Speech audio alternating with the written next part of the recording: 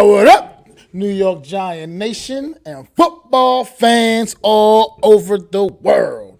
It is your boy, Mac the Giants fan. Got my guy, the super dope co-host, Adam Costas. It's Wednesday evening. Y'all know what time it is. It's time for another edition of the Real Deal NFC East Round-Up. Punch that intro, baby.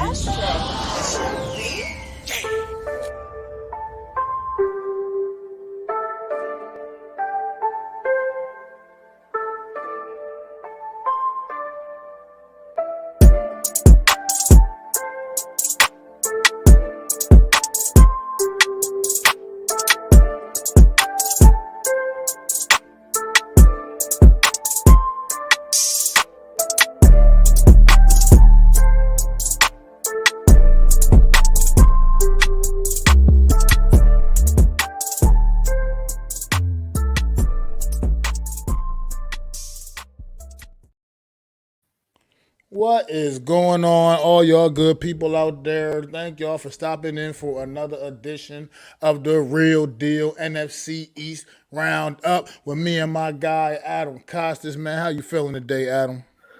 I am feeling spectacular. Football is football. We are here. This is what we wanted. Games being meaningful in December. Let's go. Absolutely. Playing meaningful football in the month of December, something the Giants haven't been doing in quite a long time. This whole damn division, this whole amazing NFC East division is playing meaningful football in the month of December. That hasn't happened in a very, very, very long time. So it's good to see. It's exciting getting down the stretch here, getting down to the nitty-gritty of this football season, man. The New York Giants, we're going to get this thing started. We're going to get it crack-a-lacking, and we're going to go right up in there and go right here to this game on Sunday. Yes, the game. It was a showdown game. Up in MetLife Stadium, the Washington Commanders, the New York Giants. And then all it did was go to overtime and end in a fucking tie, 20-20. The Washington Commanders come out of this feeling like winners. The New York Giants come out of this feeling like losers. Tell them how you feel, Adam. I feel absolutely mind-boggled that 25 years ago to almost the day, we tie the same freaking team. The last time the New York Giants played to a tie, by the way. Exactly. 25 years ago against the same team. Against a team who, by the way, this game, you want to talk about mirror images of each other? The stats at halftime were basically identical. If you were to take the teams away and just put the stats up, you'd be like, what is the team playing the same team? Like, what is this? You couldn't draw it up any better. And we ended in a tie. You know who ended a tie? The Texans. Colts ended in tie. You know, the Eagles, because of stupidity, end in ties. Mostly mediocre teams end in ties. We had we're going to get into it. We are going to get into it because I am livid about some things. I got to get some things off my chest. Hope they're ready for this. Exhale. Yeah, I'm like Whitney Houston right now. I'm trying to wade into exhale. That's how crazy we're going right now. Yeah, I mean, this game here, this damn tie right here, this is not what the New York Giants really needed.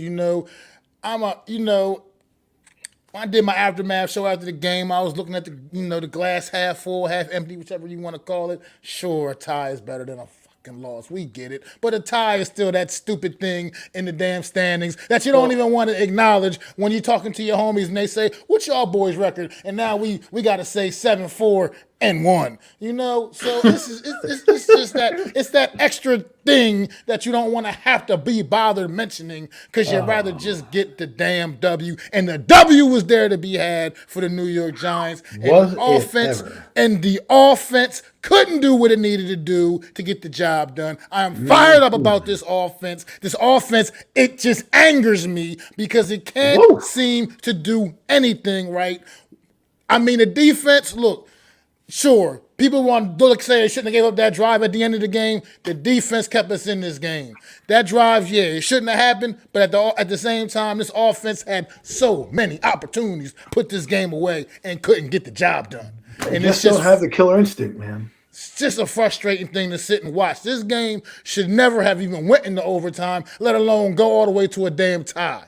Because this game should have been ended right in regulation. The offense had so many opportunities to do so and could never seize the moment. Adam, take it away for a little bit, bro. I need to. Okay.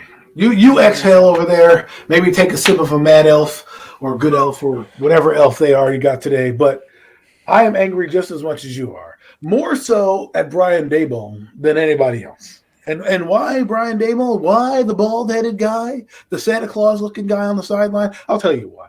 Because his message right now is play for the tie. That was his message in the game. He didn't want to lose. He'd rather just tie. And I'm looking at this guy.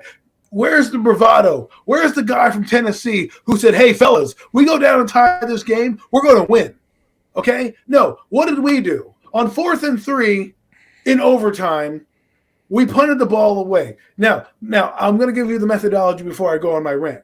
I understand what he was thinking about, but you do that play in the fourth quarter, right? The late in the game in the fourth quarter. Leave your defense to get them off the field, right? You don't do it in overtime when you're like 5 feet away from your kicker's range. What did he do? He decided to go hut, and try to draw them off sides after the calamity of errors that happened on the previous play by the three stooges in the backfield. Okay, he decides, you know what? I'm not going to be aggressive. I'm not going to try to win the game. I'm going to kick it to my defense, who, by the way, played okay. But guess what happened? Then Brian Robinson runs for like 10 yards and gets them right out of the shadow of their own goal line. So now you're playing damn near backfires. Now, had they gotten a first down, Brian Daboll would have been blown up. But because they kicked the ball back to the Giants, who then, now all of a sudden you want to be aggressive. Daniel Jones is now throwing the football. It's like, what? Do you not trust this guy or do you trust this guy? Well, we're getting the DJ in a minute. But Brian Daboll, you need to figure yourself out right now. You can't play scared. I know you want the playoffs, but the playoffs are going to be snatched from your friggin' jaws if you keep playing like this. If you play like this against the Eagles, good night, the lights at halftime. I mean, look, I do want to just focus in on this offense because the offense here, I think, is just the bigger problem. I think it's just clearly the bigger problem. The defense clearly keeps us in games. It might not always be the prettiest, but they keep us in games. This offense does nothing. It's not doing its part. It's not getting it done. You got to figure out a way to make it work. I get the talent ain't there. I get it. But you got to figure out a way to make it work. Well, you just got to find whatever you got to do, whoever you got to put on the field, whoever can get the damn job done. I think it's just ineffective, man.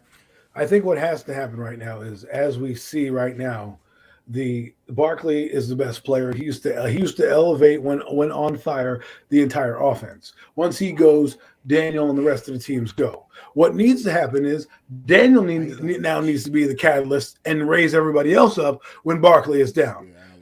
Case point. I went on some Twitter spaces. I went on some YouTube spaces. Don't ever do that, folks. Let me tell you, because you will lose brain cells. But anyways, I decided, hey, I have a few to lose in my middle age. Why not? I'm not using them right now. I thought I'd throw a couple down the Twitter space. So a guy named RZ, he's probably not listening, but hey, if he is, he brought up a good point in the Twitter space, but he also brought up a good point on Hubs, the Hubs channel. And his point, he said, we don't like to blame the quarterback for a lot of things to elevate players, but he's like, look at what Cam Newton did in 2015. And I was like, what did Cam Newton do in 2015? He had guys like Ted Ginn and some other booty-ass receiver playing for him. The only guy he had was Greg Olsen. And that entire offense was because Cam Newton, who had 35 touchdowns that year, and I forget how many rushing, almost 1,000 yards rushing, lifted that team up in moments that they needed to. Yeah, they had a good defense. I get that. But when they needed a play to be made and the running game wasn't working, because Jonathan Stewart didn't have 1,000 yards, he didn't finish with 1,000 yards. Saquon Barkley finished with 1,000 yards. Daniel Bellinger's, yes, obviously not as good as Greg Olsen, but the receivers they had, 10 Gid, and the other booty receiver, I'm going to look him up right now. The other booty receiver they had over there, he wasn't very good. What happened was their quarterback lifted them. And so this is what I'm trying to tell people. We need our guy who, yes, played an efficient game, although it took 5 quarters to get 200 yards. But my point is that sometimes you need another element to rise up, not just play at a manageable level. And I think we need to start finding out unleash this kid. If Daniel Jones fails, let him fall on his sword. Okay, let him fall and fail. Don't keep hamstringing him, because guess what he has right now? And we're going to talk about him against another guy down the road that's playing up 95. You need more plays. We need to figure it out. Brian Dable's supposed to be this offensive guru. I'm not seeing offensive guru out there. I'm seeing Jason Garrett offense all over again. Putrid. Just like they didn't score a point after this, right? They got the ball on the inside the 20-yard line after that strip sack fumble by Azeez Ojulari. Welcome back, right? And what does he do? They go in and score a touchdown, and that's it. That's their points for the game. Well, look, I mean, because this is interesting numbers he's got up here. Alex put up here. What's going on, Alex? Shout out Big Blue in the Bronx, everybody. Make sure y'all go and sub up Big Blue in the Bronx over there, covering all kinds of sports-related, New York sports-related things, Yankees, Jets, Giants. Him and his brother do great work over there. Check them out, man. But these numbers he put up here, I mean, he put up the rushing numbers on first down, and he put up Daniel Jones numbers on first down. It appears that Daniel Jones has been pretty efficient in the early downs, and maybe the coaching staff, what you're saying is that they don't trust this quarterback, and maybe this numbers is right. Maybe they need to start trusting this guy a little bit more, putting the ball in his hands, and like you said, letting him fall on his own sword and giving him more of an opportunity. Because these numbers here on the early downs do look a lot more efficient than just force feeding the ball to Barkley when everybody's expecting it and ready for it. Look, the rest of the game, he has 12 of 46 on first down. Is that for this game, or is that for this game, those stats? Because if you look at that, he only threw 56 yards more after that. The problem is not necessarily the route concepts. The problem is that he is who he is. Like, I don't know if they're not going – they took a shot downfield and they didn't take any shots till the end of the game. Like, you just had Darius Slayton catch a 50-yard bomb, probably the hardest, biggest throw I've seen him make all the time. You know what I mean? And the best throw he's probably made of his career was on a rope to that player. Then you never use it again. My point is this. If you say, hey, yeah, we're throwing the ball, and the concept is check down, then that's on Daniel. Then we'll figure that out and say, okay, he's the reason. He's just looking for the safe play. Because there's a play against Bellinger in the second quarter in the 2-minute drill, which, by the way, was mind-boggling to me. They got the ball with 2 minutes to go, down 13-10. They looked like they were playing for the field goal. Right? There were no dynamic throws downfield. They tried to do an RPO action with Daniel Jones, which he was not necessarily a great runner in this game. He was a better scrambler in this game. And let me break that down for the folks of what I'm trying to say. A scrambler means he went back, he dropped the pass, they rolled him out, and then he saw a lane and went. As opposed to the RPO, which they had a little bit of a spy on him, especially in the second half, where they were not going to let him run on the RPO runs. But when the scramble runs happened and it was man, he did pick up some decent yardage there. But why not throw it in there? How many defensive PIs does this team have? We don't. It's like, come on. Don't wait till the last 2 minutes of the game to then throw 3 passes, one that dropped. Let me go over those sequence of passes real quick. One was Slayton dropped ball. Great. In his hands, dropped ball. Okay, that was on first down. You still had 2 more downs to go down the field and get the field goal range. The second pass was a deep pass to Slayton again, which was underthrown and not a very good pass. The last pass in that same series, mind you, it's 3rd and 3, and it's 3rd and 10, and they still have a chance to move the football down the field inside 2 minutes of the fourth quarter. They then Daniel Jones then forces the pass to Isaiah Hodgins. So my point is that you're gonna trust him and play him, let's be aggressive because you're not gonna win with 20 points a game. I'm sorry, you're not beating the Eagles with the offense you put out there on Sunday. You guys can tell me all you want. That's fine. Be a fan. You're not gonna beat them on Sunday like that. No, absolutely not. Not like that. That's for sure. But we'll definitely be talking about that a lot more in depth a lot later on in the show. But this offense, it's just like everybody in the chat is, I hear you, Adam, man. It's just you got to figure out. You got to get out their own way.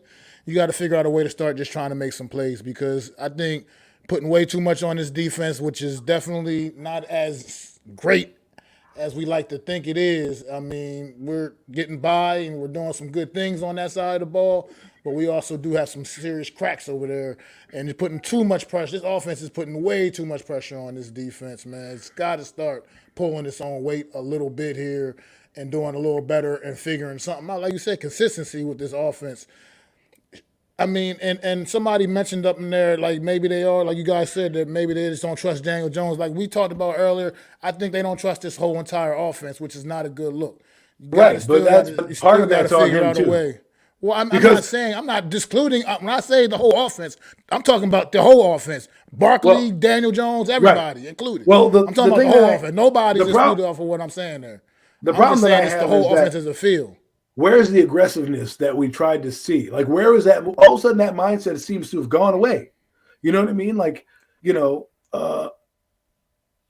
let's see what happens because if you play the Eagles, who by the way, are looking at us, they're a pretty good team.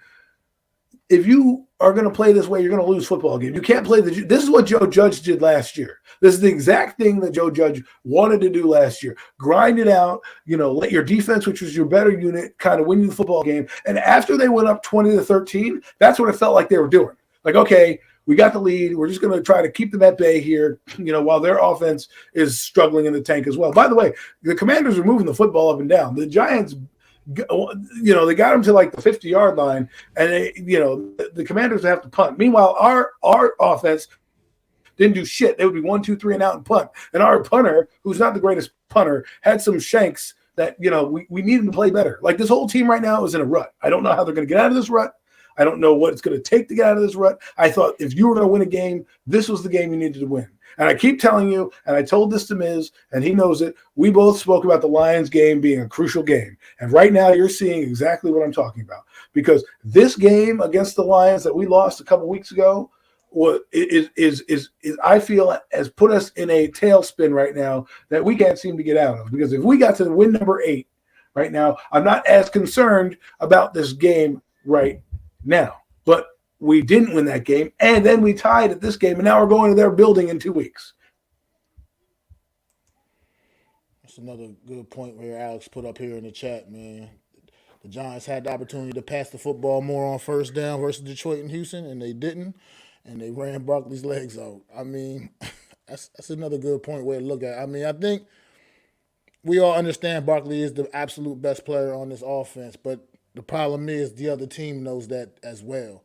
So you just got to figure out more clever ways to utilize him and take advantage of his talent against these opposing defenses. And I feel like we're just kind of going out there and still just making it easy for opposing defenses. As you've seen these last couple of weeks, Barkley has been pretty ineffective. I mean, it just is. Well, he had a decent game He scored a touchdown. Yeah, he scored a touchdown. Had an all right game, better than the last couple games. But at the same time, we still look for more. You can't be outgained by the Commanders.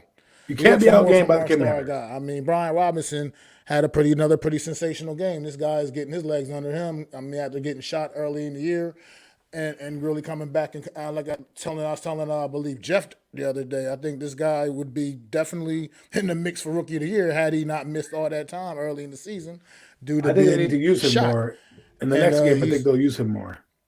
And so I just think that, like I said, the coaches, you got to figure it out. Like, this is what you guys get paid to do. You got to figure out what works with the guys that you got. And right, and that's why you got to let. Because here's the thing, they're not curtailing Barkley. I don't know what's wrong with Barkley at this point, but we know the defense is going after him, right?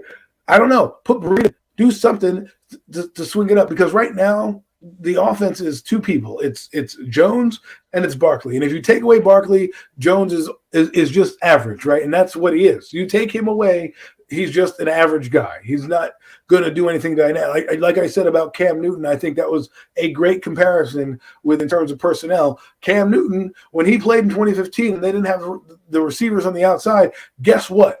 He would be able to take over a game if Jonathan Stewart was having a bad game. And I think the problem is right now is they know that Daniel can run. When he outrushes our running back, it's not a good look for us. Everyone thinks it is, but that's not good because we usually lose those games that he outrushes. I mean, look at in the Dallas game. Look at in the this game we damn near lost. A few of the other losses we had, he used to be the leading rusher. So what we need to start to do is if he can't pass us out of a game, then we need to figure something else out.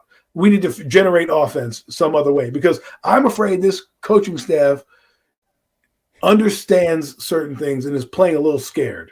And here's why. Because I think they're too busy worried about trying to get to the playoffs or trying to look good enough to not have a collapse or something. Because if we were in Washington, I guarantee you, and the roles were flipped, and Ron Rivera's at 4th and 3 inside the Giants' territory, I think he's going for it. Now, let's talk about them for a second. They had the ball in overtime, moved it down the field, and they had 3 plays that kind of screwed them up. I think they did a pass play where he was either sacked or knocked down. Then they did a run play that got nowhere, and then they did a stupid screen play where Zion Gilbert made the tackle. And if he hadn't, it's probably going for enough yardage. Maybe they're kicking a field goal. So, there was ample times on both sides for teams to win the game. And you need to win a game like this. I'm sorry. You just need to win a game. Well, I'm glad. Alex, man, thanks once again for another great question for me because this is something that I've been talking about for the last couple of weeks, period, point blank and period, like the uses of these guys, Breida and Brightwell. What are they there for?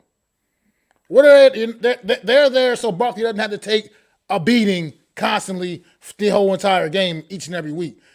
They didn't even run. They didn't even get a carry. Neither one of these guys even got a carry on Sunday in this game.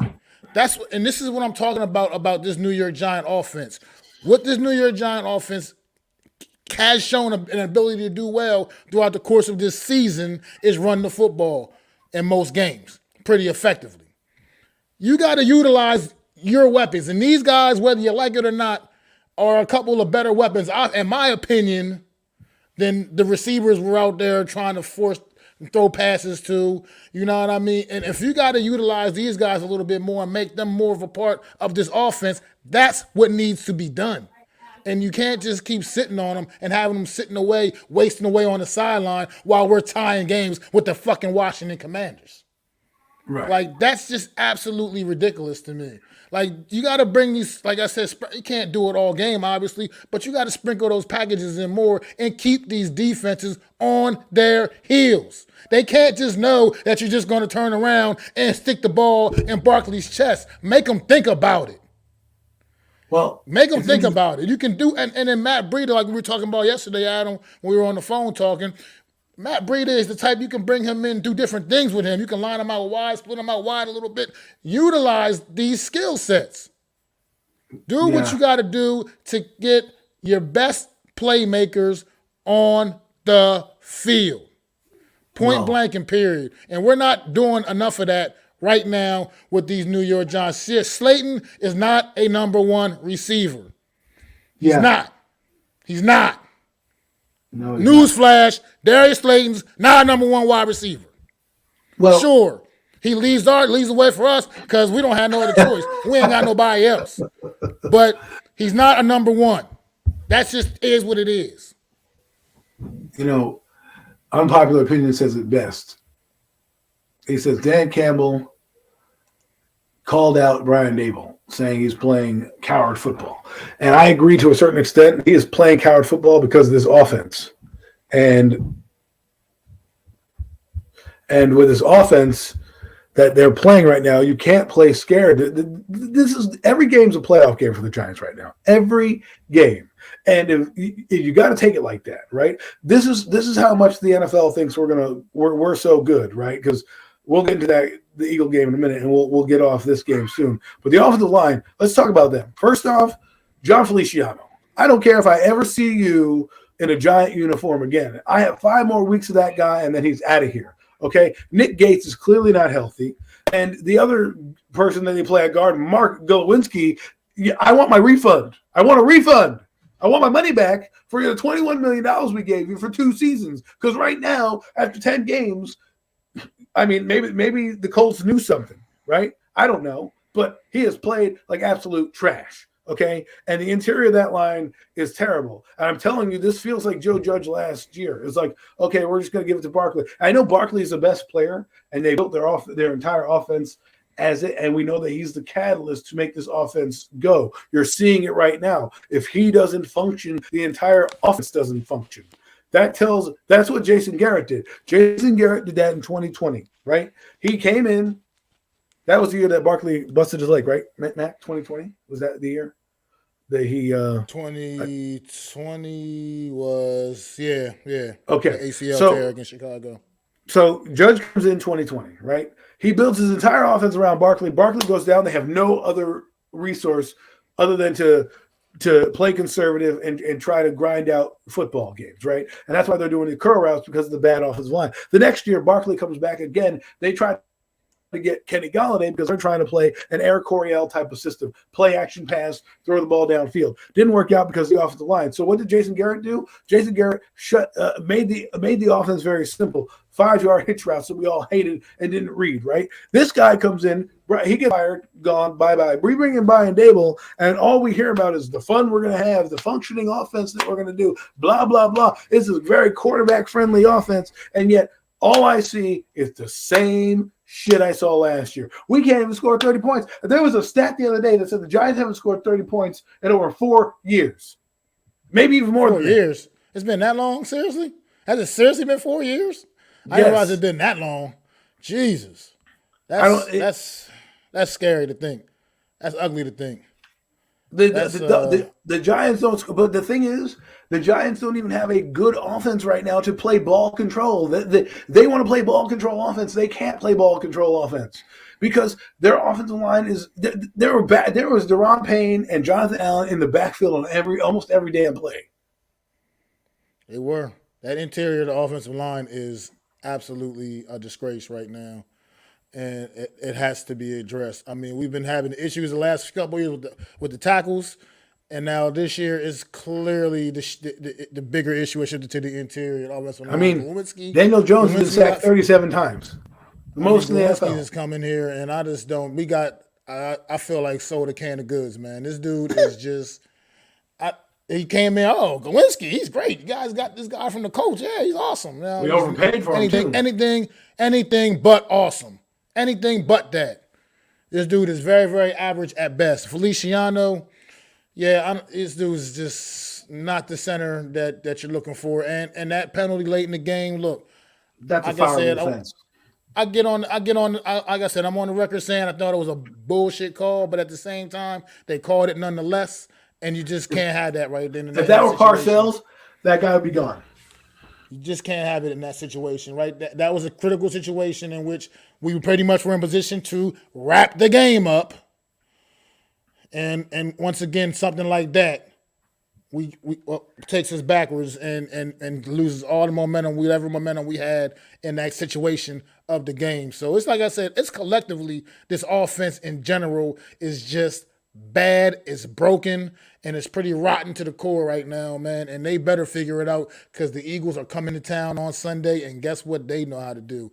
Put up points in a bunches. So, look, we're going to have to figure something out this week.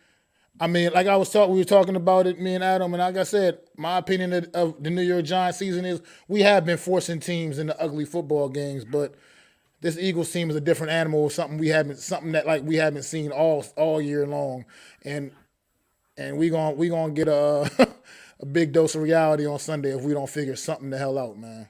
Straight up. Thanks for dropping links in the chat, Jeff. I really appreciate that, bro. Sub up to Unpopular Opinion Sports. Sub up to my guy NYG Jeffy T85. They do a great show. Definitely putting in that work. That heart of the city is awesome show, man. I got to join them late last night, and they hung around a little longer to entertain my old ass, and it was a very entertaining show. Give them props to do what they do. They did a great job. They fielded a lot of good questions, and really enjoyable. I think the personalities meshed very well. So thank you for letting me be a part of that, fellas, last night. And yeah, get on with those guys, man. They're gonna be ruling New York City soon. We're gonna see them soon. Absolutely, man. Any more just final thoughts before we move on? Move on to another game, man. Just the Giants are gonna have a tough road over the next 3 weeks. This is gonna be a tough next couple weeks. So I don't really have much more. Like it's just a tie is just so bad. All right. I got nothing else, man. This offense needs to get it the fuck together, and I'm about tired of watching it looking like absolutely atrocious every week, finding new ways to look bad every week. That's what I feel like this offense is. That's like they're losing right. It feels like they're losing right now. It feels like they're mentally not ready to handle the pressure of being a winning football team. Like all they had to do, they had so many opportunities to put this game away and just couldn't. And I blame it mostly on the offense. I'm sorry, the coaching staff. Like I said, the offense and the coaching staff. I mean, they're calling the plays. You're right, but this offense got to go out there and execute. Oh, I'm sorry. One more thing. That whatever play, Richie James, Saquon Barkley, running into each other in the backfield. Take that, rip it out the playbook, throw it away. I never want to see it again. Never want to see it again. It looked like Richie never want to see that again. Didn't even know what he was doing. I don't ever want to see that again. Oh my God. Why does it feel like a loss, even though it's a tie? Why does it feel like a loss? Like I said, a loss feel like a loss for us, feel like a win for them. I mean, the Commanders were okay getting out of there with that tie. That's up to them. However they want to feel about it. This tie, like to me, is the only thing I can say positive about this tie is it does keep our heads a little bit above the water still. But that's looking at the can, looking at the glass half full. You know what I mean? Like really. And that's just about all I can say about that. Let's move the hell on. All right. We got the Tennessee Titans. Traveled up to the Philadelphia Eagles on Sunday, man, and I did not see this outcome coming. Not the outcome. I expected the Eagles to win the football game because they're just flat out better team. I didn't see them absolutely trashing the Tennessee Titans like this. I thought Tennessee was going to be a tough matchup for them just because of the way the Tennessee offense is built, but not at all. Eagles, no problem, ran right through the Tennessee Titans on Sunday. What you got, Adam? I'm going to eat some crow here, eating it. It's tasting very good over here as I picked the Tennessee Titans to upset the Philadelphia Eagles because I thought if they were going to lose one game, this was the team that fit the profile to beat them. And they went up there and absolutely got destroyed. And, again, I'm on those Twitter spaces and the YouTube channels, and I kind of troll around here and there, just, try to support my guys. They don't know that I'm in the chat or if I'm even listening at that point. And I was talking about how the Eagles played nobody. And I wanted to blow a gasket because I said they're playing the exact same schedule we're playing, minus like two teams, okay? They're playing the AFC North winner or the AFC North person. I think that was the Pittsburgh Steelers. And then they're also playing they played the Minnesota Vikings, okay? Everybody, not the Minnesota Vikings, excuse me, the South team, right? The NFC South team, because we played the NFC Central. We played the same teams they did. Yeah. We played Detroit, we played Minnesota, we played Green Bay, okay? They played those teams. We played our AFC North opponent, and we played all the AFC. It's the NFC West opponent. They're playing shit. Who are they? Not talking about the Eagles. Yes. Who, the Eagles? They're playing the NFC Rams. West. Who are they playing? They play the Rams? The Eagles? No, not the Rams. The Cardinals. The Cardinals. Yes, there it is. So that's the only basic difference is the Cardinals and basically the AFC North person that we play, right? Everybody else is the same. So don't tell me the Eagles didn't play anybody because, I hate to say this, and it pains me to say this. It pains me to say this. But the lack of respect that we're giving the Eagles, even at 11-1, is mind-blowing. This guy is Jalen Hurst played an exceptional football game. An exceptional football game. Okay, go look at his numbers. They didn't even run the football. Offensive Player of the Week 2 weeks in a row. He threw for 380 yards, and he threw for 3 touchdowns and ran for 1. I might be wrong on that. He might have had 4 touchdowns and ran for 1. Whatever the case may be. This game was such a blowout. Right the first time. They put in Gardner Minshew. Yeah. So my point is they didn't even run the football. They didn't even run. You know what Nick Sirianni said? All they did was play the run. They stopped the run, so we passed it on them. So I don't want to hear about Jalen Hurts not being a good passer. Because you know what this Eagle team does? They win on all 3 levels of offense. They win by grinding it out. They win by passing it. And they can win on special teams because their kicker, Jake Elliott, is phenomenal. Okay? And they just find ways to win football. This is what winning teams do. They don't go down and, give up 6 possessions and kick it back to the team. No, they go down and find a way to win. They damn near scored on every freaking drive they touched the ball. Yeah, pretty much. I mean, they were a juggernaut, man. Eagles offense on that field, when their offense is on that field, it's just dangerous, man. That offense is explosive. And like you just said, they can win in many different ways. They can do it whatever they need to do. They can pass and win. They can run and win. Whatever it takes, this team can figure out a way to get the job done. And that's what's so damn dangerous about them. And you're right. It's not enough people putting out. And this is a good team. People are still wanting to call the Buffalo Bills and the Kansas City Chiefs better than this football team. This 11-1 football team in the NFC East, people are still trying to convince themselves that the Buffalo Bills or the Kansas City Chiefs or whoever the hell else is better than this football team. No. This is the best football team in the NFL. I hate saying it, but it's the fucking truth. It is what it is. They are the best team in the NFL. I hate giving them props, but it's the truth. The Eagles are that good. They are that good. Jalen Hurts, to me, is the MVP of the league. Without a shadow of a doubt. Without a shadow of a doubt. Can we respect that, man? Because here's the other thing. I know people are going to tell me about personnel, and that's fine. I don't give a shit. What Hurst is doing, you look at what our quarterback is doing, they're almost the same thing, almost have the same kind of style, right? 300 yards and 11 touchdowns and 4 rushing touchdowns. Jalen Hurst has 2,900 yards, 20 touchdowns, and 9 rushing touchdowns. He has almost double the amount of touchdowns our quarterback has in one season, okay? And not to mention he has over 600 yards rushing. Now, Daniel Jones also have a good rushing year as well. But my point is, this guy is showing you he can pass the ball, he can run the ball. If you need him to run 147 yards, he can do that. You need him to throw for 380 yards, he can do that.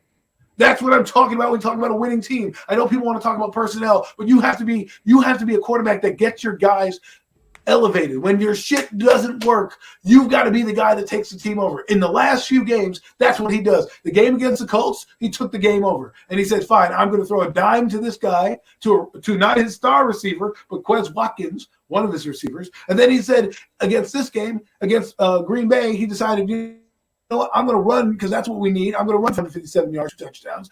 And this game, well, they're selling out to stop the run. I'm going to pass over the top. He had 7 passes of over 20 yards in that game. I mean, like you said, this Eagle offense is very dangerous. But look, I'm going to say another stat line here. 11 carries for 30 yards. Longest run of the day, 6 yards. That's what this Eagle defense was able to do to Derrick Henry also on Sunday. Completely took him out of the game. After it got to a point where they couldn't turn around and keep handing the ball off to him, obviously with the score getting out of hand. But the point is, they took this man out of the game completely and made him a non-factor. And that's exactly what they're going to try to do on Sunday to Saquon Barkley, which right now, with the way the state of this New York Giant offense, is probably going to be an easier task than what they had to deal with on Sunday against the Tennessee Titans. So Giants offense, once again, I'm just going to say, get it together.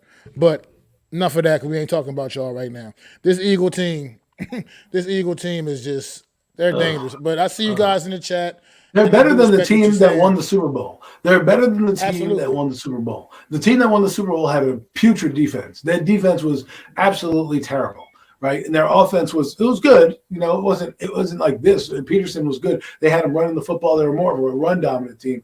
But Nick Sirianni has got these guys hitting on all. It pains me to say. I have to be real though. It can't be a rosy-colored thing. You know what I mean? I went on the Eagle channel last night. You got to know who you're lying in bed with, right, as an enemy, right? So they go in their channel just to see what they're saying, and they said, "Hey, you're the realest Giant fan we know because you just say it like it is." And it's like I can't go in there saying, "Hey, the Eagles, are going to lie down for the Giants on Sunday," because I know that's not going to happen. Look at the way they've won games. I know people are going to point to the Colts game, but that was a snooze fest. Why? Because they probably took the Colts lightly, right? And at the end of the game, they found a way to win it, even if it wasn't their best game. So they win ugly as well. So this team does it all, and they need to be respected. Jalen Hurts doesn't get the respect he deserves, and I hate to say that because he's an Eagle, but he really is playing outstanding football. MVP of the league, in my opinion. And it's not easy to say that. It's not easy to admit that when you're a New York Giant fan living a half hour outside of Philly and got to deal with Eagle fans all day long. But the fact of the matter is, those are what I feel are the facts. Jalen Hurts is the MVP of the league. The Eagles are the best team in the league. Stop trying to put other teams in front of them. It's just, to me, disrespectful. And this NFC East, I agree with unpopular opinion, man. As far as from the Giants, they got to start beating teams in this division, or it's just not going to get the job done, man. We were 1-5 last year. Our one victory came against the Eagles, and they won. They've lost to the Giants twice in our building. Right now, we're 0-2-1 right now. 0-2-1 in the division right now. Yes, and one. Yeah. That's what I mean about the tie. You got to throw in that and one. You know what I mean at the end of when you're saying the record. And I just don't like having to say that and one. So yeah, it's just ridiculous. But welcome in, Rex. Saying I don't know you, but thanks for stopping in. Thanks for stopping in, checking us out, man. Good to see you here, bro. Make sure you subscribe up to me, Adam, Hardcore Network. Some of the other great guys in the chat, Unpopular Opinion Sports, NYG, Jeffy T85, y'all dropping good content, man. Appreciate the support, man. But yeah, this Eagle team is just. Usually I get pumped up, I get excited for Eagle Week, but this team is so good this year, and we're in a spot right now where we've been on shaky ground the last few weeks that it's like we're not catching them at a good time for us. Right. I feel like. I mean, it's about when you catch them. I thought, you know what, Mac, we must be on this. We must have same synergy because I was thinking about the same thing too. I was like, if we were catching this team at 6-2 or 6-1, when we were rolling, I would be like, all right, we have a chance to beat Philly because they're like only 7-0, whatever, right? They're now 11-1, and we're struggling in the last three. In the last four games, we're 1-2-1. Yeah, exactly. This has been our worst stretch of the season by far, and we're paying for it. And now we got to play the best team in football. So just put that into perspective. About it doesn't get any easier for the Giants. Giants got to figure out a way to somehow channel some kind of upset on Sunday. We'll talk about. Oh, and by the way, just to add salt to the wound, Adoree Jackson didn't practice and Leonard Williams didn't practice today. But that's here nor there. Yeah, I mean, it's possible you may be getting Xavier McKinney back in the lineup for Sunday, but he didn't practice either. Yeah, I haven't heard anything to confirm whether he'll actually be out there. But you got any final thoughts on this Eagles-Tennessee Titans game, man? Before we No, I don't either. We'll talk about the Eagles a little bit more in a little bit. We'll be back to y'all. But we did have one more game Sunday night down in Big D. And boy, this game started off kind of like, is the Colts going to slide an upset in here on us and knock the Cowboys off? And then the fourth quarter happened, and the Cowboys completely closed the door on any thought of that happening, with a big 33-point fourth quarter just blowing the doors off of the Indianapolis Colts and making this an absolute laugher, man. So take it away, Adam. Well, the Cowboys kind of lit the fire of the Super Bowl talk again by beating this team. Now, I know people want to laugh at them and are going to probably say the same thing that we're saying this week is we have a chance to keep the game close. Well, the talent of the Cowboys eventually took that game over. I mean, the Colts held water until about halftime. They scored 21-19, and then the Cowboys just constantly put Matt Ryan under duress. And fumbles, interceptions. I think they had 5 turnovers in this game. And so the Cowboys seem to be hitting their stride right now. And I know a lot of people are, saying, well, they're not going to win. This team, when they put it together, are probably one of the best in football. I mean, they are responsible this season for the two highest scoring games this year, with a 40-point effort against the Minnesota Vikings and, the drubbing of the Colts 53 points against them, which is kind of embarrassing when someone puts 53 points on you. That's absolutely embarrassing. And they're trying to make a statement. I don't know what this means. I don't know if that means they're going to be in the Super Bowl, but I'll tell you this right now. I know Philly plays, the Cowboys on Christmas Eve. They may also be playing in January, those two teams. Okay. And it could be for all the marbles. I hate to say that. It could be an NFC East team representing against the Buffalo Bills. Imagine if it's the Cowboys-Bills, a rematch. I mean, the Bill fans would love that, try to get their hands on the Cowboys again for stealing a couple back in the day. But we would have a repeat Super Bowl. That would be crazy. Or it could be Philadelphia versus Kansas City, and we would have Andy Reid versus his old former team.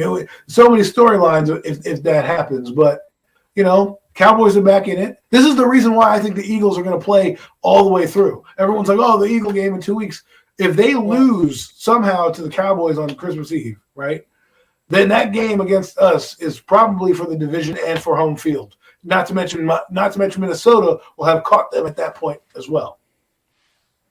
Well, I agree. I mean, I think the Eagles are going to have to play all the way through, which is kind of good for me because I got tickets for that last game of the season. So now we'll probably get to see some actual players on the field. Well, thanks. I won't be just watching their backups. But no, we won't be going live because me and Mac are not going together. But But at the same time, I agree. The Cowboys are putting the pressure on the Eagles a little bit, keeping the Eagles honest. Eagles are going to have to continue to play at their top level to keep the Cowboys at bay. I'm talking about just in the division right now because the Cowboys can still very much win this division. You know what I mean? I think it's safe to say the Giants and the Commanders can't really win the division. They can still obviously get wild card spots, but the Cowboys can actually still win this division against the Eagles. So they got to keep the Eagles got to keep them at bay, and that's going to mean they're going to have to keep playing full force. Full tilt, and that means including probably that last game of the season where potentially we can play the role of spoilers for the Eagles in the division race, depending what happens in the next few weeks with the Eagles games. You never know, but we'll see when we get to all of that. Well, I mean, we'll see what happens when we get to all of that. I mean, it's just the things that the scenarios that are lined up in this NFC East division, man. A lot of good football, man. A lot of good football, big important games coming down the stretch in this division. I think this division is clearly the lifeline of the NFC conference this season. Right now, all four teams have a pretty legitimate chance of making the postseason, something that's never ever happened before. I mean, I still don't think that's very likely, in my humblest of opinions. But 3 teams at the beginning in August. I remember that. But right now, as things stand, the Washington Commanders are only like about a half game out of that last playoff spot. Not to mention Seattle and the 49ers.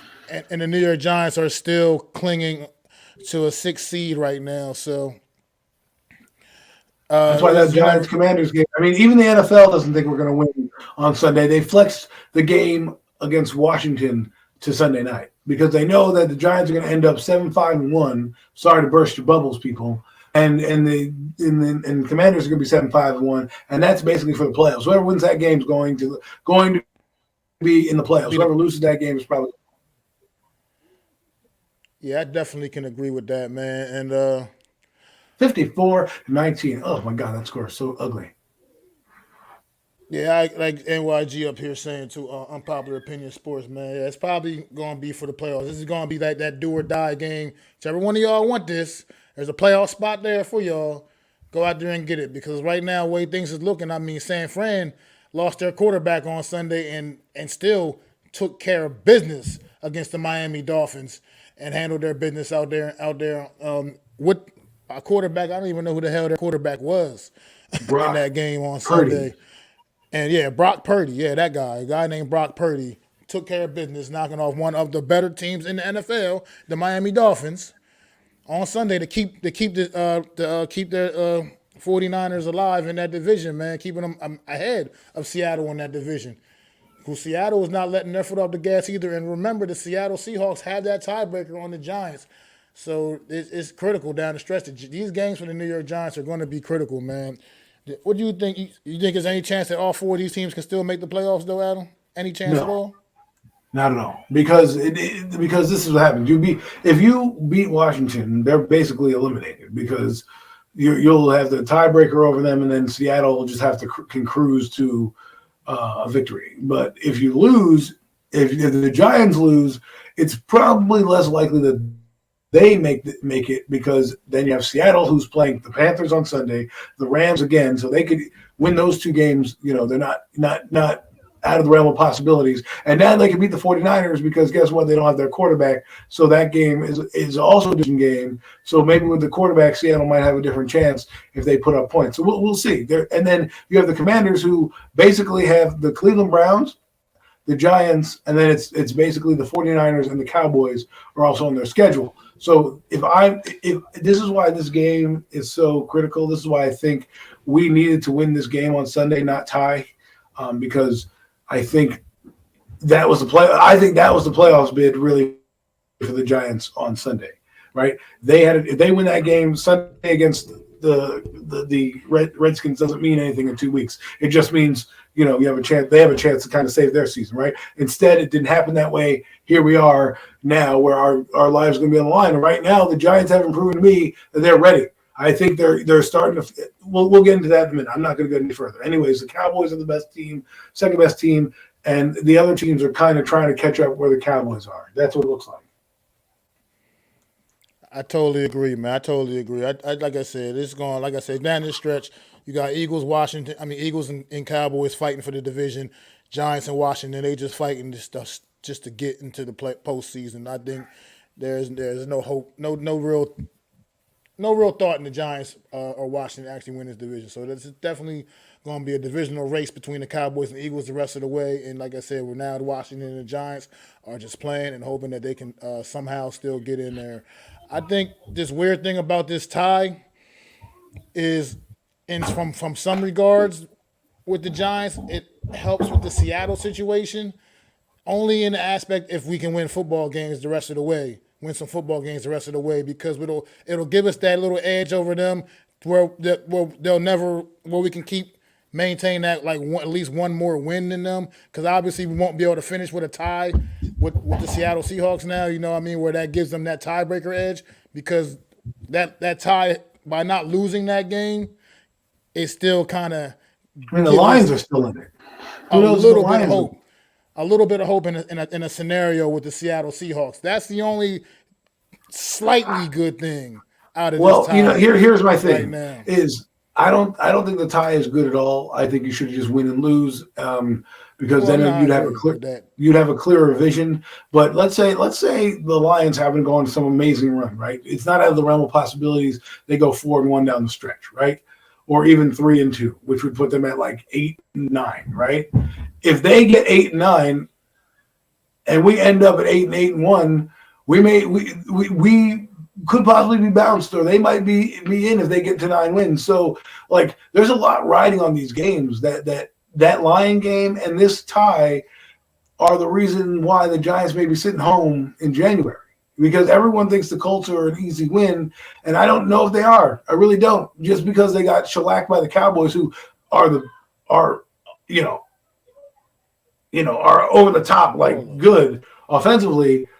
The Colts play solid defense when they can, and a team like the Giants who don't score points, it's not a guaranteed win.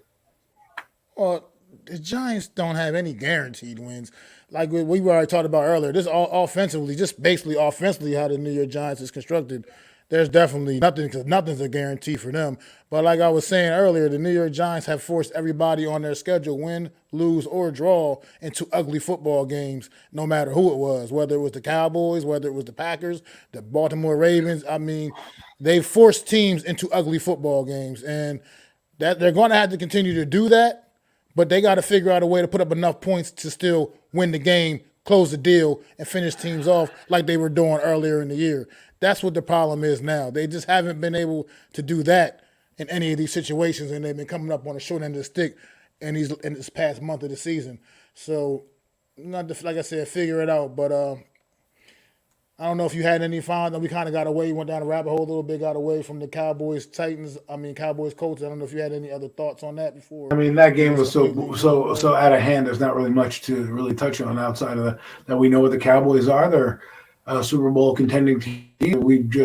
There's a reason why they beat us. So I agree with unpopular opinion here, man. I absolutely agree. Somehow find a way to get in, but it's going to be tough, no doubt, man. But you're right, like you said, this fan base has been we starving for it right now, man. It's been a long, long time, man. So maybe they can find a way to get it done for us, for themselves. Just you can't. See, coming into the season, I think everybody had fairly low expectations, and then the New York Giants start the season off the way they did, and it's like now expectations have completely flip-flopped, and it's like it's right there for the taking, and I don't want to see this team let it slip away. You know, I want to see this team compete into January in a rebuild year. Make that statement while you're still rebuilding, still getting into the playoffs and getting to the postseason. I mean, still so much work to do in the offseason, but we're so close right now, and this NFC is absolutely terrible. That's the one thing that is keeping our heads above the water as well, is just how bad this conference is. We know that there's only going to be one team out of the North. We know there's only going to be one team out of the South. Looks like Seattle and San Fran have a pretty good shot right now, you know, both of them getting in there from the West. But at the same time, one of them could still slip up as well. And then the same with the NFC East, man. It's clearly all four of those teams are very much in the mix as well. So we're going to see, man. But just win. That's the key. It's just win. Like Jeff said, just win, baby. Just like Dickie V used to say back in the day, just win. And it was Al Davis. I mean, yeah, I meant Al Davis. I don't know what. You know, I was just looking for a commercial with Dickie V. Yeah, baby. What's going on, Christopher Tony, man? Thanks for stopping in, brother. I really appreciate it, man. But yeah, let's move on. Talk real quick, go over this since we were just on the Dallas Cowboys. They got a game on Sunday, in-state rivalry. They get to play the absolute worst team in football. They didn't have a chance, Mac. I think they got a chance to pull this one off. I really, really do. No, I mean, the Texans have a chance, Mac. No, I don't think the Texans have a chance at all. Not a legit chance. As a matter of fact, the Houston Texans, if I'm not mistaken, are the biggest underdog of the season, of the whole entire season this week. If I'm not mistaken, they're like 17.5-point underdogs, if I saw that correctly. I don't think anybody's been a 17.5-point underdog all year against I think they're going to probably lose by 17. I think they're going to lose by about 30. But that's just I just think this team is nowhere near ready to be on the same field as the Dallas Cowboys. And in-state rivalry or not, it's not really much of a rivalry. And in this situation on Sunday in this game, it's not going to be much of a game, man. Dameon Pierce, he's nice. I like what the kid does on the field. Unfortunately, he's not going to be nearly enough to deal with this Dallas Cowboy defense, which is absolutely ferocious. Micah Parsons, like I said, Defensive Player of the Year. I don't know how they could even make a case to give it to anybody else. But, yeah, Micah, it's just going to be a long day for the Houston Texans offense. Hell, it's going to be a long day for their defense as well. So I think that this is just one of those games where I know I always say that's why they play the game. But, yeah, this is going to be a long day for the Houston Texans. And with the first pick in the 2023 draft, the Texans select. You know, I mean, they might as well start preparing your draft plans because this team is over. This game is over. The Cowboys are going to snooze this game. I wouldn't be surprised if we see Cooper Rush by the end of it. The Cowboys are getting powder puff games. This is why that game for them on Christmas Eve, because I think they have another easy game after that as well, or a winnable game after that, and then they go play the Eagles, right? And so the Cowboys, I don't even really want to talk about this game because it's not going to be much to talk about. It's how much they're going to lose by, right? They put 54 up on the Colts. I think they're going to try to go for 65, 70. So.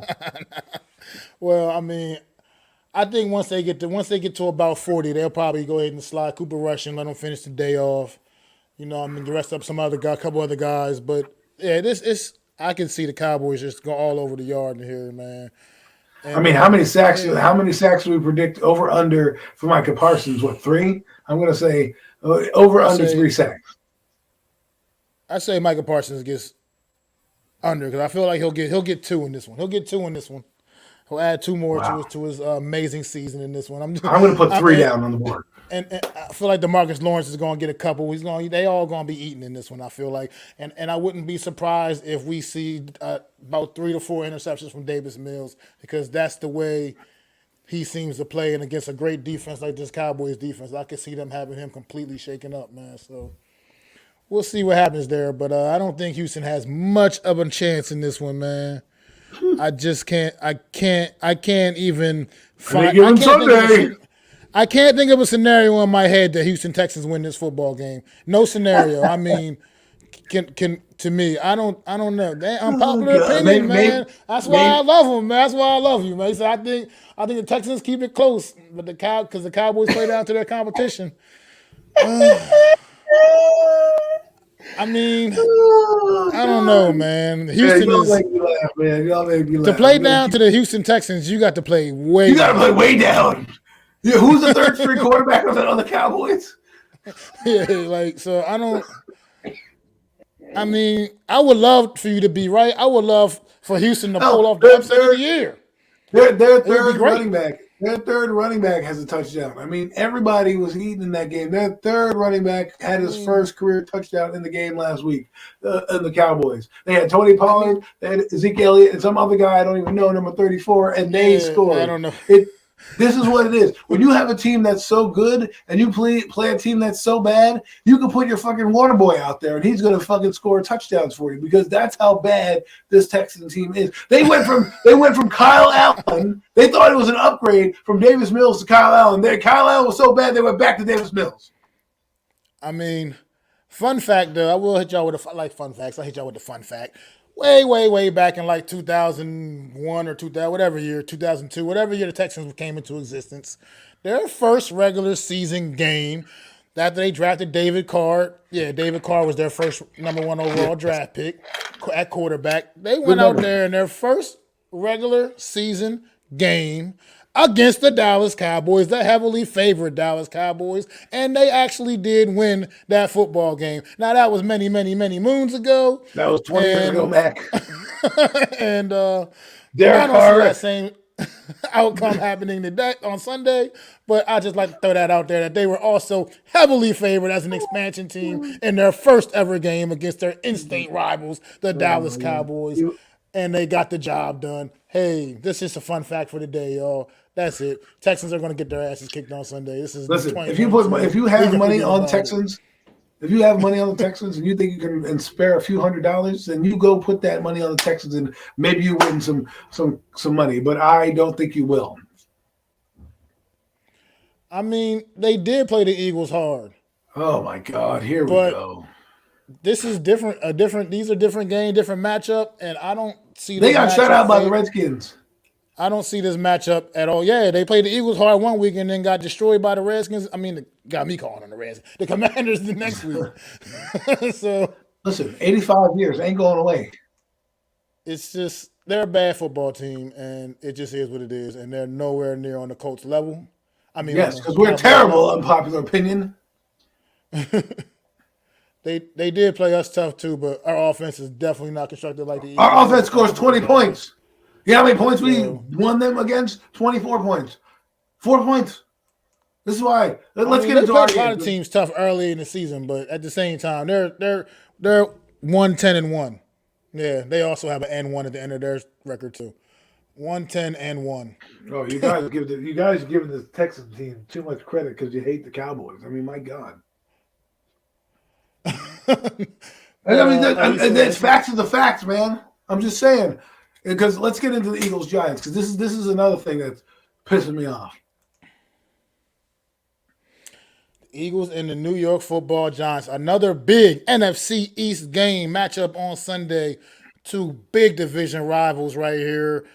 just up the turnpike from each other, just a little over an hour away from each other, man, and separated in distance. And it's a nasty rivalry that the Eagles have over the years of my lifetime as a New York Giant fan have just been pissing me off for the better part of the last 40 years of my life as a New York Giant fan, that they just seem to always find a way to beat us New York football Giants, man.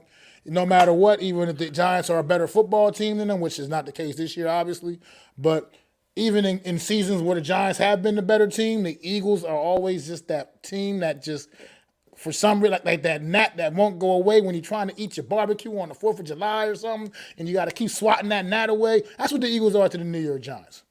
For some reason, they just always find a way to piss me off when we play them. It's something about this damn team that the Giants cannot figure a formula out of success against the Philadelphia Eagles, man. What you got, Adam, man? Just what you got, bro. Oh my God! I'm gonna mini soapbox here. So again, people, I run on a few Twitter Spaces and some YouTube pages. Don't ever do it. Don't be a troll and lurk in the background like me, because your ears may bleed from some of the stupidity that comes out of people's mouths. So a content creator who we all like, I'm not going to mention his name because, I don't want to put him on blast because we're not enemies or anything like that. But he was in a chat and he said the Giants are going to win 35-17. I said, hold up. Where in the hell are they getting 35 points from? Who are they getting 35 points from? The Giants have never scored 35 points against the Eagles, I don't even think, in their history. And you want me to believe they're going to score 35 points this game? That would be incorrect, Adam. We have definitely scored at least 30 points against the Eagles in their history. Come on. What, in the 70s? No. I've seen us score 30 points against the Eagles before. I know I have. I can't exactly pinpoint. You don't know exactly the date. That's how long ago it was. Okay? That's how foggy of a memory it was. Okay? How about I generalize it? In the last decade, how have we scored 30 points? Well, that's a negative. That would be okay. So now we're going to score 35 points with our Richie James. Ooh, David Sills. Ooh, our healthy scratch of a receiver, Kenny Golladay. Ooh, we're going to score 35. Well, give me a break. We can't even get out of our own goddamn way for a person in the backfield. We had three stooges on. If there was NFL Follies, NFL Films, remember that stupid show? We'd be on it for that stupid play. Well, look at the Giants. You can play the circus music with that play that happened. Right? They're playing conservative. So now just shoot for 30. Okay, yeah. How about you just shoot for winning the game the way you can win the game? I mean, my God. That's all I want. I don't care if we only score 10 points if we win the game. That's all that. I'm good with that. I don't, at this point, I just want to win. We just need W's here. I mean, here's Cold Cowboys. Giants, oh my God, Cold Cowboys. He's smoking that crack because he wants to win for the Cowboy game. I mean, Cold Cowboy was doing that in AK stream yesterday. He was saying, oh, they're going to beat it. No, Mike, this is here. Listen. People are going to think I'm not a Giant fan because, you're so negative. You're not going to be, you don't believe the Giants can win. Yeah, I don't believe the Giants can win. When I look at the Giants on paper and I look at the damn Eagles on paper and I look with my eyes what I've seen on this football team, great. We're going to score 20 points. They're going to score 40. That's what they do. Oh, let's ball control. The Giants can't ball control for shit. They had guys in the backfield every day. They've got Ndamukong Suh, Lenville Joseph, Jordan Davis, Fletcher Cox. They're going to come in waves, okay? Not to mention, they already know they're getting disrespected by this Giant team, and they want to put a hurt on us. I mean, 2010. That's fucking 12 years ago. Okay, here we go. Here we go, Adam, man. We have our discussions on Tuesday, and we talk, having lengthy phone conversations. So you know what side I am on this with this. That's why they play the game. That's why they play the game side. Mm-hmm. Yeah, okay, Texans are going to beat the Cowboys on Sunday. And here we go, because at the end of the day, this is still NFC East football, NFC East rivals, and I hear how great the Eagles' offense is. I know how great the Eagles' offense is. Phenomenal. Not taking nothing away from that. But has anyone only one team put up more than 30 points on the Giants this season, and that was the damn Detroit Lions. of all teams to do it. That's the only team that surpassed 30 points on the New York Giants. We played the Cowboys twice. We've all agreed how explosive their offense is. We know how great their defense is. And we played the Cowboys fairly competitively both times. All things considering, I mean, we played them fairly competitively both times. So this is NFC East football we're talking about. And if you played the game on paper, then yeah, you're right. The Eagles, it's a blowout. It's not even close. It's not even nothing to talk about. But they played the game on the field. And the New York Giants, like I said, 7-4-1 New York Giants, win, lose, or draw, have forced teams into playing ugly football, ugly style football. We have not played all our games have been kind of grinded out, no matter the ones we won, lost, whatever. It's just, and tied. So it's just what we've been doing. It's just what this New York Giants team has also been forcing teams to do. And we're going to have to rely heavily on the defense, obviously, because they're going to have their hands full with this Eagle offense, and that pass rush is going to have to get home to Jalen Hurts. You got to contain him in that pocket. You cannot let him get outside and get loose and do the things that he does absolutely best. Probably as good as anybody in this league now, other than, I would say, Patrick Mahomes, to be quite frank, and maybe Josh Allen, maybe. But Jalen Hurts is playing like on that type of level, honestly, whether you like it or not, and it's just the facts. So you got to contain this man. You got to keep him under control, and like we did in that first matchup last year, force him to make mistakes. That's what you got to do. You got to force him to make the mistakes, man. And you gotta stay composed. What mistakes? You got to force him to make mistakes. What mistakes? Like they had 3 interceptions. They had like 3 turnovers the entire year. Well, look, that's the point. That doesn't matter. We got to force them and figure out a way to make them make mistakes. Like I said, when we played Jalen Hurts and the Eagles a year ago, Jalen Hurts had probably one of his worst games of the season. You got to figure a formula to make it happen. You gotta. That's what the coaches got to put together some kind of a game plan. You're gonna need a big dose of these guys right here, Mr. Thibodeau, Mr. Ojulari, Mr. Lawrence. Hope Leonard Williams is okay to play. Zimenez, yeah, you're coming back down to earth a little bit. We're gonna still need you. Jahai Ward, we're gonna need all of those guys, and they're gonna all have to rise to the occasion some kind of way. I'm not saying they're going to. I'm just saying that's what needs to happen, and that's what needs to happen. And we have seen it happen a couple of times this season, so hopefully we can see it happen again. Point in the blank in the period is I'm not picking us to win this football game because I can't do that with a clear conscience. But at the same time, I'm not counting us completely out of this game either because it's an NFC East divisional matchup, and I've seen crazy things over the years in this division in particular, and shit goes down in the NFC East. And there's always a way, and that's exactly why they play the game on Sunday on the field, and you don't just rule it out and say, well, Eagles are just way better, just give them the win and go ahead and don't even play this game. That's why they go out there and play the game, because anything can happen. And I get it. The New York Giants, we are not as good as the Eagles, by no means. By no means. And if we played them 10 times this season, they would definitely win, I would say at least minimum 8. At least at the minimum. But the point is we're playing them on Sunday, and as long as we can find a way to be better than this team on Sunday, we got to channel whatever it is we got to channel, whatever energy, whatever, you know how they do on that Dragon Ball Z and all that crazy shit they do, channel all that energy, you know what I mean, and make something happen. Figure out a way. Just figure out a way. That's what it comes down to. We know we're not better than this team. We got to figure out a way to be better than them. And that's going to come down to a lot of good coaching, and it's going to come down to execution on Sunday. You can't be out there screwing up against this Eagles football team. You can't leave opportunities on the field. You can't give them extra opportunities. So we're going to have to play good, clean football and figure out a way to make it happen. It's not necessarily all that likely, but it can happen. It's not impossible either. It's not out of the realm of possibility. What's going on here, squad? Appreciate you stopping in, bro. So, I don't have anything to really respond because I think, I think everybody has entitled to their opinion, but I think what I see on the field with my eyes, is a team that's not ready for this. And I know Cade, whatever the heck his name is saying, "Well, you said last week they were going to lose to the Cowboys." The game was not even close in the second half. And if you watch the football game, it probably should have been a blowout, but the Cowboys played they beat. Right? They didn't play their A game and they still beat us. That's what could happen with the Eagles. They can beat us with their C game. I mean, that's how good this football team is. And I think it's damn. And I hate to say this because I'm a Giant fan, and people think I'm not a Giant fan. The fan in me knows we're in for a tall order. The realist in me knows this ain't gonna be no easy thing. I don't think we have a chance at beating them. I just don't.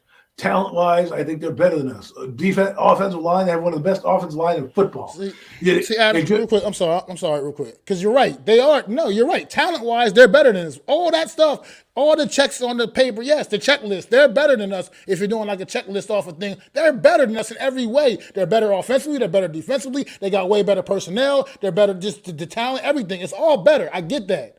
But the point is, let me finish. The point is, there's always a possibility for the Eagles to come out there and stumble and fuck up, and we take advantage of mistakes and don't make mistakes, and there's a possibility. I'm just saying it's not out of the realm of possibility. That's all I'm saying. It's not out of the realm. I'm not even in that realm of possibility. I mean, this isn't going to be Kevin Garnett chanting, "Anything's possible." No, because here's why.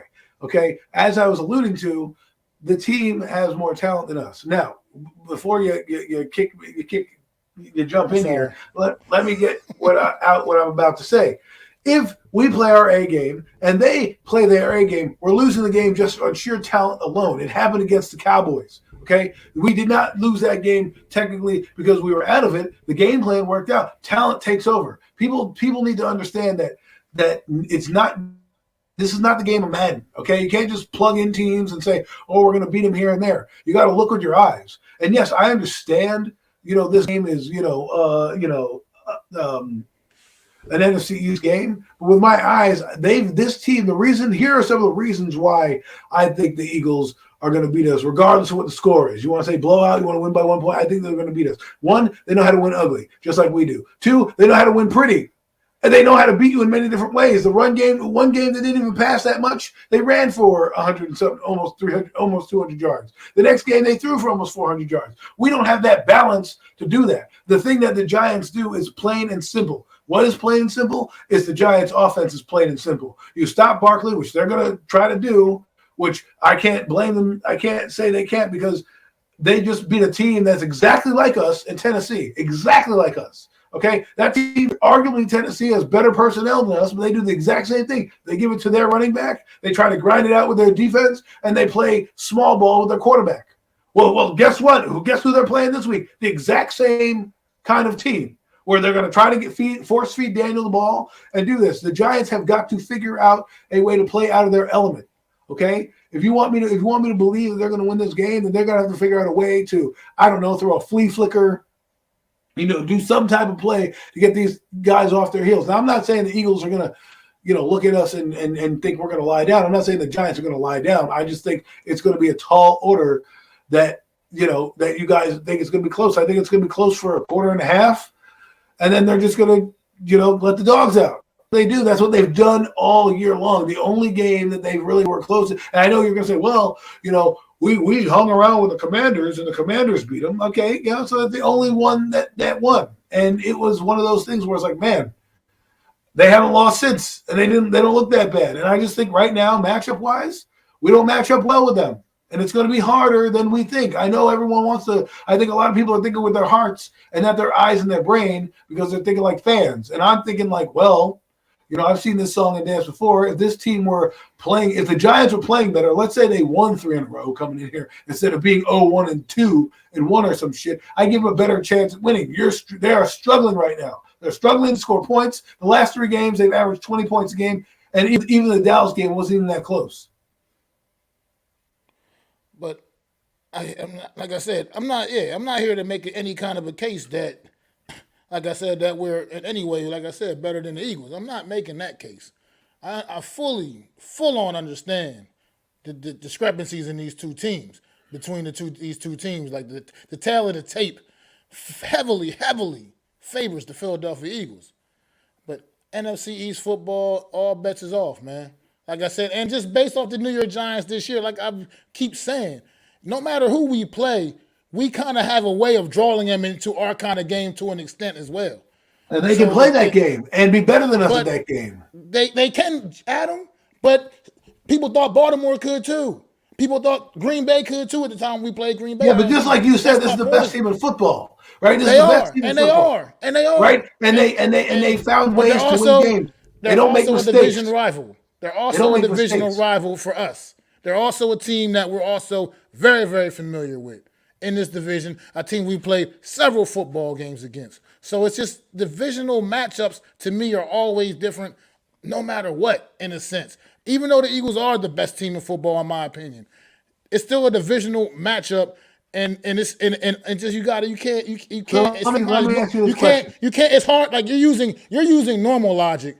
I feel like with this, and it's a divisional matchup, and you can never, in my opinion, use just normal logic when you're talking about divisional games because it's too much familiarity all across the board. It's not like we've never seen Jalen Hurts before. I get it. He's playing at a different level now than he has been the past couple of years. But it's not like we've never seen the man before. It's not like we never played against him before. It's not like we never played well against the man before. I get it. A.J. Brown brings a whole different dynamic to that offense and that wide receiving core. I get all of that. But when you're talking about divisional matchups, it's just all bets are off, man. It's not as simple as they're just flat out better than us. And since my logic is flawed, give me the path to victory.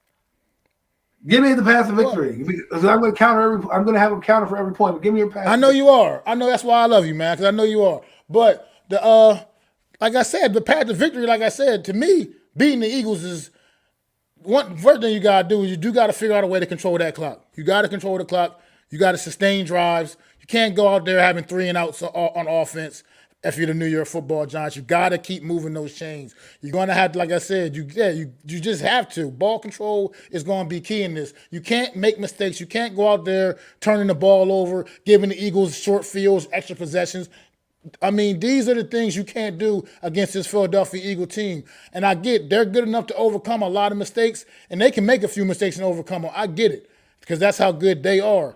But if you're the New York Giants, you got to go out there and you got to devise a game plan in which that offense is sitting on the sideline more than it's on the field. You just have to. You got to figure out a way to keep and sustain drives and keep that Eagle offense on that sideline. To me, the teams that have done that have had the best opportune shots against the Eagles. The Washington Commanders that actually beat them, the Colts that played them very, very competitively did that to them. The Houston Texans did that to them for the first half of that game when they played them. That ball control offense and keeping that Eagle offense sidelined is your best shot because that Eagle offense, let's face it, is absolutely legit and it's not easy to stop. And if they're on the field, most likely they're scoring points.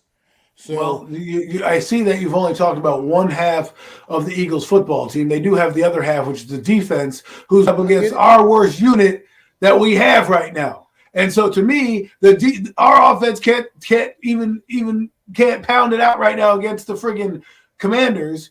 Again, this team stifled a good running team, stifled one of the best running teams in football last week.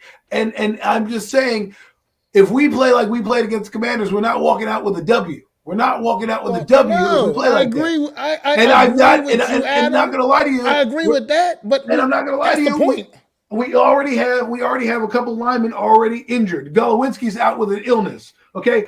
Other people, we haven't done anything in my eyes to warrant me to be like, all right, this team is consistent. They're just losing because of bad luck or long kicks in like they did in 2016. This team is trying to grind it out against a team that also knows how to grind it out, also knows how to make turnovers. You realize the Eagles have 13 sacks in the last 3 games. I mean, they get to the quarterback. They know how to stop teams. We have Richie James and Darius Slayton playing as our receivers. And you want me to believe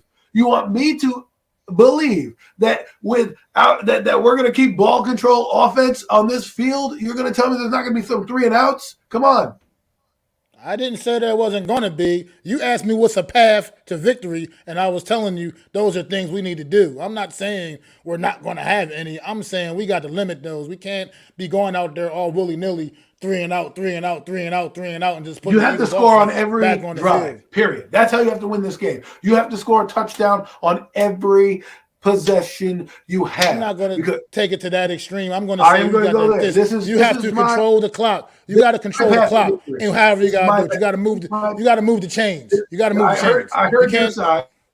So that's what I'm saying. And now it's my side for my path to victory. You have to score on every drive in this game because the ball control works if you score touchdowns. If you have ball control and you're scoring little puny-ass field goals, guess what? They can win the game quickly. If you're talking about a close game here, you've got to score on every possession. This team, if they get rolling, are going to score a lot of points. That's what they're going to do. And then when they get up in points, if they have a lead, that's when they're going to let the dogs out and make you say, hey, listen, let's play. So you got to score on every drive. You got to be damn near perfect on every drive. If you do something dumb that they did against the Commanders and only have like 21 yards in the second half, the doors are going to be blown up. I don't care how close to the vest they are. They're going to be blown up. All right. And I see a lot of people disrespecting these Eagles as if we have the personnel to match up against their defense. Their defense is pretty good. And oh, by the way, they brought in two other guys who are pretty fresh right now, and Linval Joseph and Ndamukong. Let me ask you a question. How do you feel about the Dallas Cowboys defense? They're the best in football. Did they completely just stymie us, or did we have some flashes of success against that defense? We didn't have that as much success. We did not. I'm not saying like it was over the top great, but were we so you're gonna score 30? Did they just come out and completely stonewall? Score 20 points. They're gonna score 35. Did that great defense of the Dallas Cowboys just come out and completely stonewall us? I'd say they did more so in the first game than the second game, but did they just completely come out and just stonewall us? We did shit in the second half. We did not move the football in the second half to the last minute of the football game. The same thing happened in this second half of the football game. The Giants have played two terrible second half of football, okay, when teams are now making adjustments, okay? So the Eagles are going to come out, right? They're probably going to keep it close the first half. Giants go in, the score is probably going to be 13-13 or 13-17 or some shit like that if the Eagles, punt it away. Then they're going to come back, and it's just going to be like last game. Once you start to push the chains back because they're going to stop Barkley, do you think that they can't play defense against us? They can play great defense against us. They sold out and stopped the run. That's exactly what the Tennessee Titans did, and they beat them over the top. This team is good. They can't. We don't have the corners right now. Dory Jackson's not out playing. I can see you, A.J. Brown, having a field day. Well, yeah, we're gonna have to figure something out with all that because you're right. There's the cornerback I never said a situation with the shootout. I Giants. should be able to score in every possession. That has nothing to do with being a shootout. It just means you got the ball 3 times, score 3 times, touchdowns, not field goals. You're not winning this game with Graham Gano. It doesn't add up to it's not like I said. It doesn't look good on paper, man. But like I said, I've seen strange things in the NFL. I'm sorry, I just have, and especially when it comes to divisional matchups, I just can't. I mean, the Dallas Cowboys have a phenomenal defense as well, and we played them twice already, and we played them pretty close both times. So. I'm not just going to concede that the Eagles defense is so good that no matter anything we do is not going to work. I'm just not going to concede that. I mean, I can admit that they're better. I can admit that I didn't say nothing's going to work. I'm not going to pick us to win. I'm not going to pick us to win because, like I said, I just can't do that because technically, from what I know about these two teams right now, I can't realistically pick us to win this football game. I don't think that's necessarily going to happen unless we have to play a pretty flawless football game on Sunday.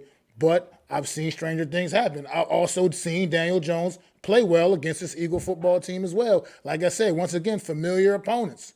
Familiar opponents. It's something about that in the divisional matchups, man. Daniel Jones has not played absolutely horrible against this Eagle team throughout his career, to be quite frank. I'm not saying he's been out there killing them and lights out, obviously, but he hasn't played terrible against his team either.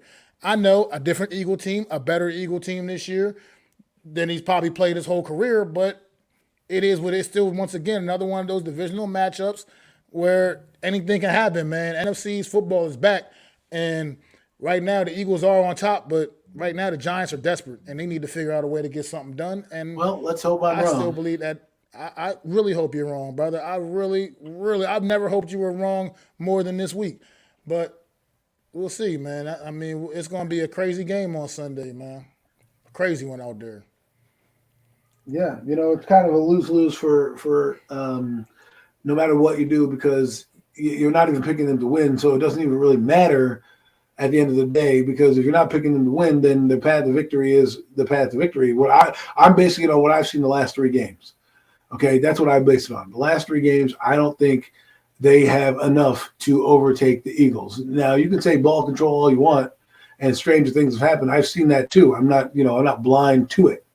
I just don't think stranger things are happening in this game. That's all. Because that's what told me against the Cowboys in week 1. In week 3, when I told you the Cowboys were going to beat us, and we should have beaten that team with a backup quarterback, we lost. This week against the Cowboys, same shit. Oh, well, you know what? This is a divisional game. We have a chance. Okay, great. Guess what? We're 0-2-1 in the division. We should have beaten the Commanders. We didn't. So now we have a game at home where, I don't think they're going to – I don't think that they've forgotten that they have lost the last 2 times in MetLife. So they know they've lost a couple times in MetLife Stadium already. And I get it. I just think you're gonna.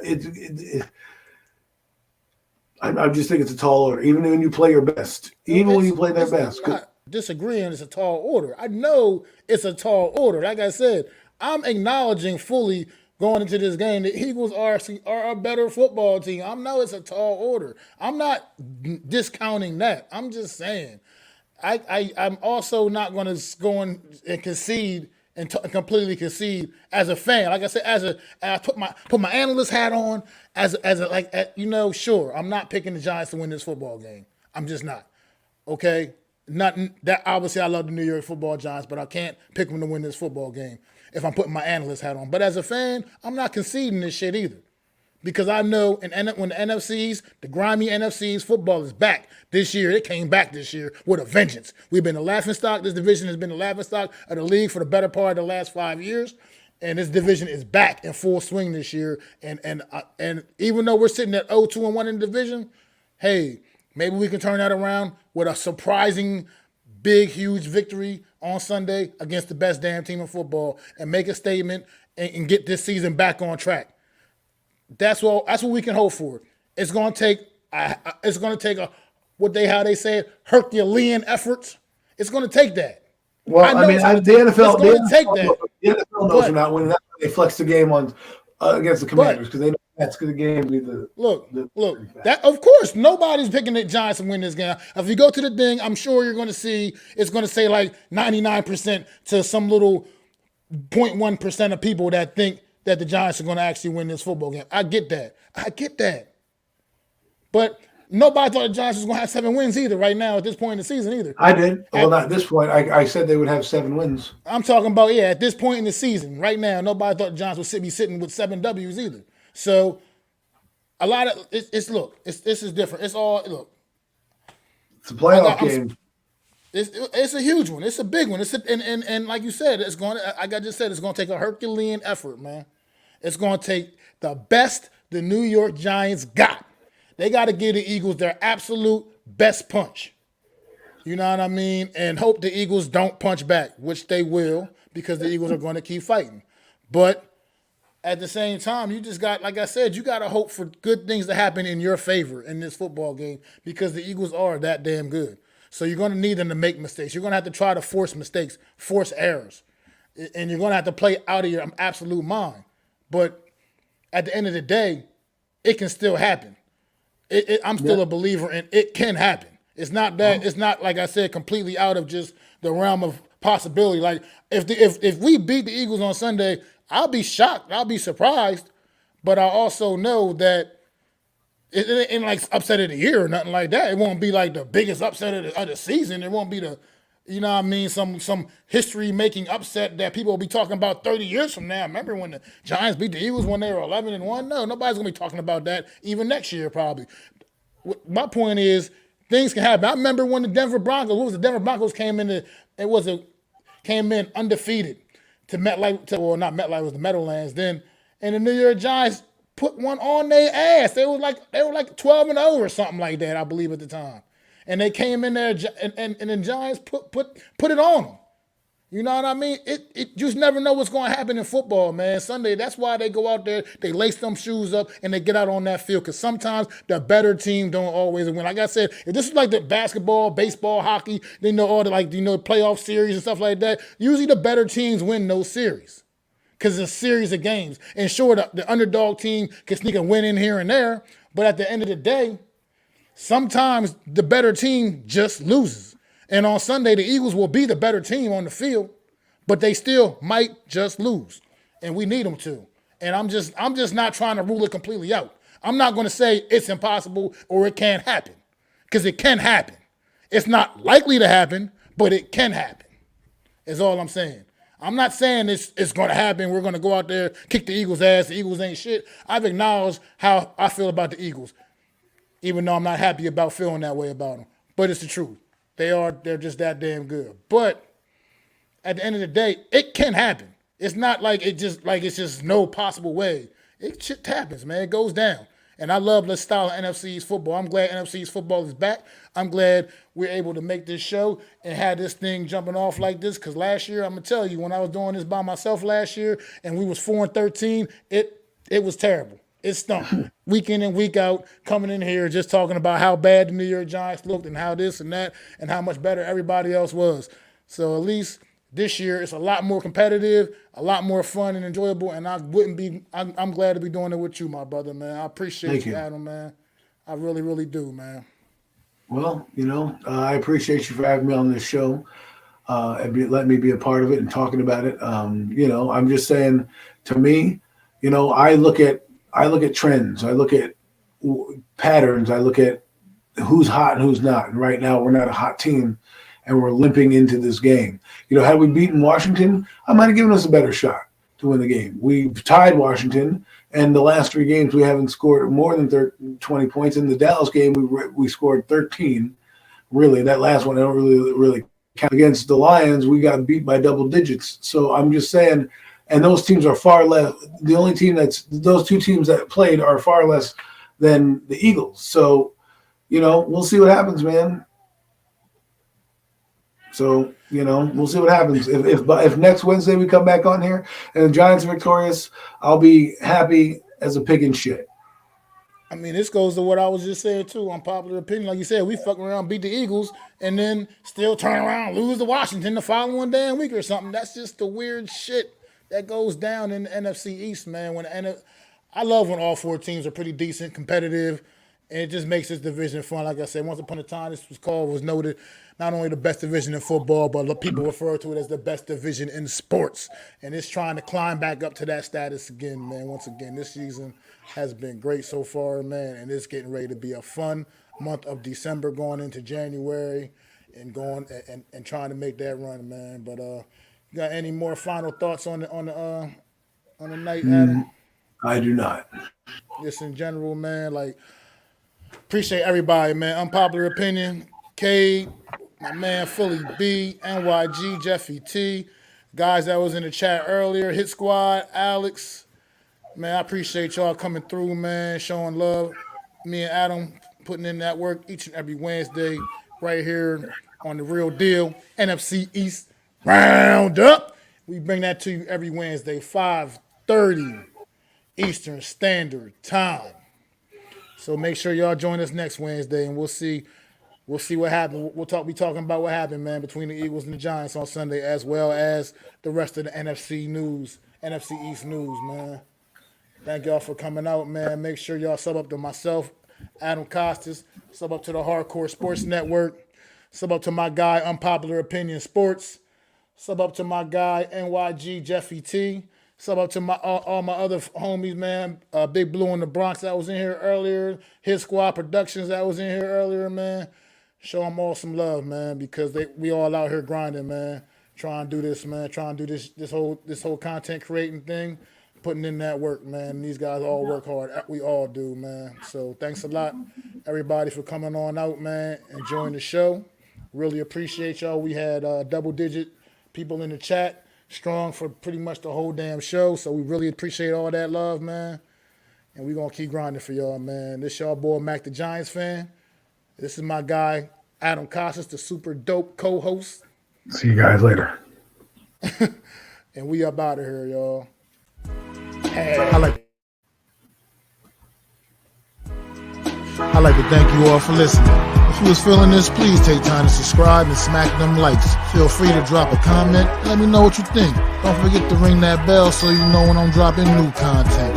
It's your boy, Mac the Giants Fan. You can find me on Twitter, YouTube, and Facebook at Mac the Giants Fan. That's MacDa Giants Fan.